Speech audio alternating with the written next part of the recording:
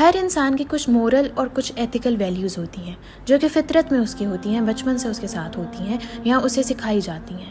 جب ہم ان ویلیوز کو بھول جاتے ہیں یا اگنور کر دیتے ہیں تو ہمیں بھی مشکلات کا سامنا کرنا پڑتا ہے، اور اس کے ساتھ معاشرہ بھی جو ہے وہ بھی خراب ہونا شروع ہو جاتا ہے۔ تو ان ویلیوز میں جو ایک ویلیو ہے اور جو اللہ تعالیٰ نے حکم بھی دیا ہے وہ یہ ہے کہ لڑکے اور لڑکی میں گیپ ہوتا ہے، ٹھیک ہے، اور جب ہم اس گیپ کو کراس کر جاتے ہیں تو ہمارے لیے پھر مشکلات اور زیادہ ہو جاتی ہیں۔ تو اب ہم دیکھتے ہیں کہ آخر کس سے ہمیں گیپ رکھنا ہے، کس سے ہمیں پردہ کرنا ہے اور کس سے ہمیں پردہ نہیں کرنا، ٹھیک ہے، کس کے ساتھ ہم فرینک ہو سکتے ہیں اور کس کے ساتھ ہم فرینک نہیں ہو سکتے۔ تو ابھی ہم یہ دیکھیں گے کہ ہمارا محرم کون ہے اور ہمارا نان محرم کون ہے۔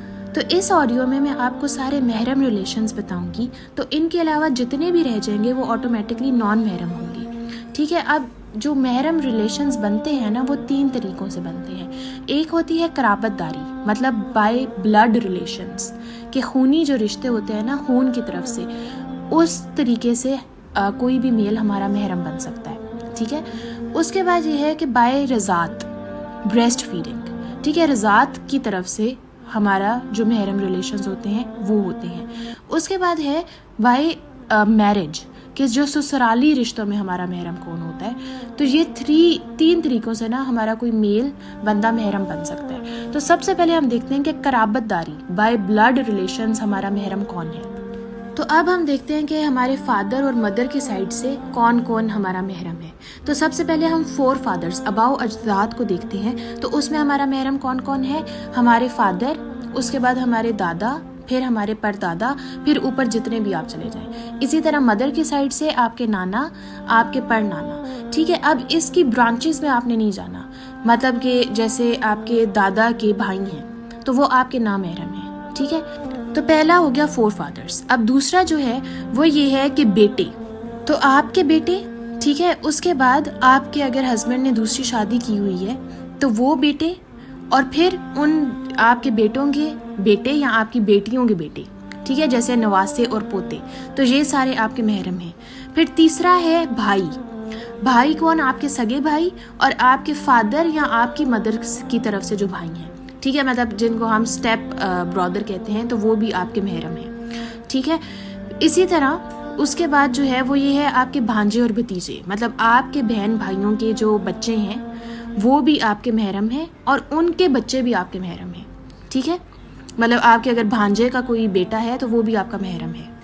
پھر آپ کے پیٹرنل یا میٹرنل انکلز، مطلب کہ آپ کے چاچو، آپ کے تایا، آپ کے ماموں، یہ جو ہیں یہ آپ کے محرم ریلیشنز ہیں۔